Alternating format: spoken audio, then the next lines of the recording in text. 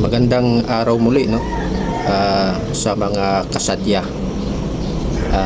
Pakinggan natin itong mga pagtatanong ni Senator Bongo sa testigo ng prosecution na si Atty. Matibag tungkol sa kanyang nais na iparating, no? Na gusto niyang iklaron na pangyayari sa ginawang panununtok umano, no, ni BP Sara sa isang sheriff, na ayon nga kay Senator Bongo ay dapat munang alamin ang konteksto ng pangyayari, ano ba yung punot dulo ng ugat na dahilan kung bakit uminit, no, yung ulo ni BP Sara kaya nagawa niya na suntukin yung sheriff. Ano ang mensahe na nais niyang iparating, sapagkat ayon ka kay Senator Bongo ay gusto ni BP Sara na ipagpaliban muna, no, ng ilang oras nga ang pagdimulis sapagkat hindi pumapayag, no, noon si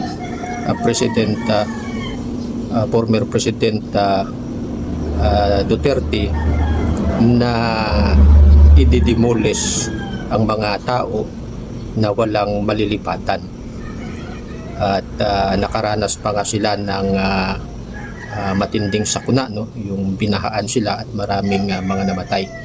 So pakinggan natin ang kanyang pagtatanong sa isang testigong ng prosecution, no, si Atty. Matibag. Senator Judge Go is recognized. You may proceed, sir, when you're ready, and you have 2 minutes, sir.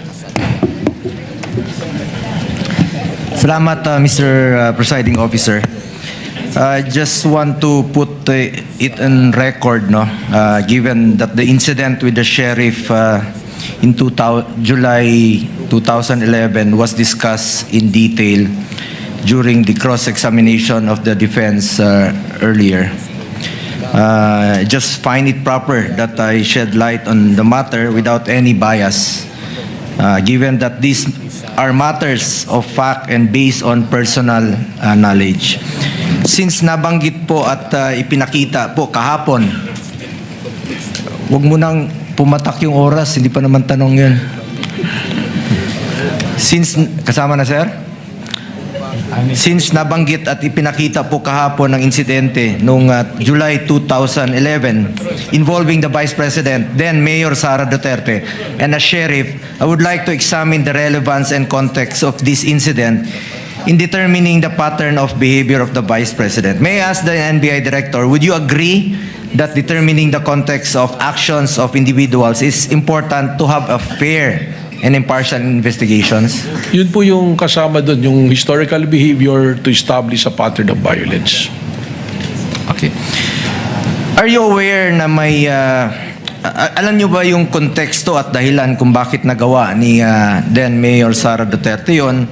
And are you aware na may demolition noong panahong yon involving 217 families who were facing eviction?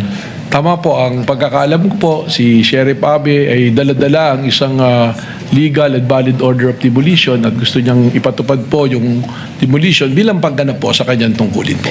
A simple search online would provide further details. No? Nagalit po si then Mayor Sara noon dahil nakiusap siya sa sheriff na kung pwede bang i-postpone ng ilang oras at i-delay mo ng eviction ng 217 na families.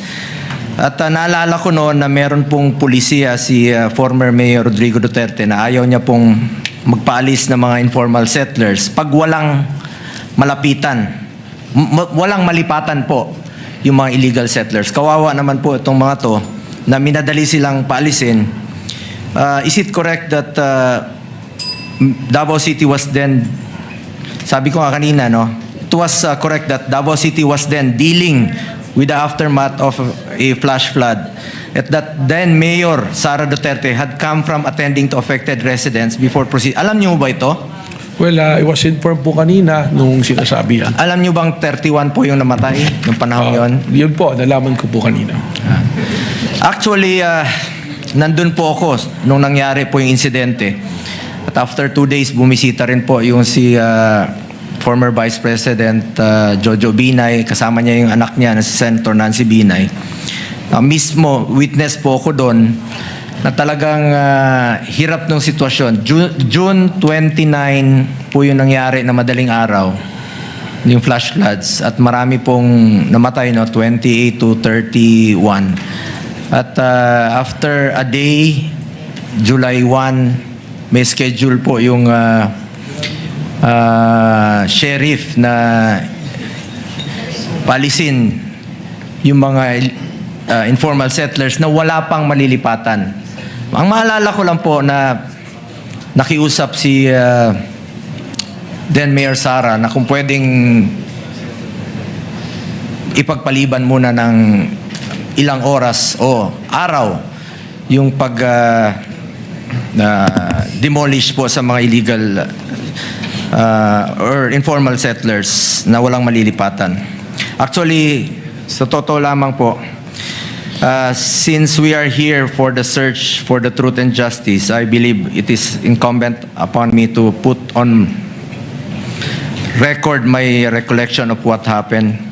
Yun po yung maalala ko. Sabi ko nga na may pulisiya po yung syudad noon na kung walang malilipatan yung mga informal settlers ay wag munang paalisin. Kawawa po yung mga kababayan nating mahirap na wala pong malilipatan.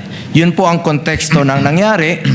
We are not justifying violence, but we are highlighting that context is important to have a fair assessment of the incident. Magkakaiba naman po yung nangyari nung 2011 sa mga pangyayaring iniimbestigahan niyo po dito. In fact, not just this incident, in our search for the truth, importante alamin natin ang dahilan at konteksto ng mga pangyayari upang maging patas, objective at makatarungan ang ating pagsusuri. Yun lamang po. Ubus na yung Thank you. oras ko. Last 2 minutes na po. Thank you, Senator Judge. Thank you, Mr. Presiding Officer.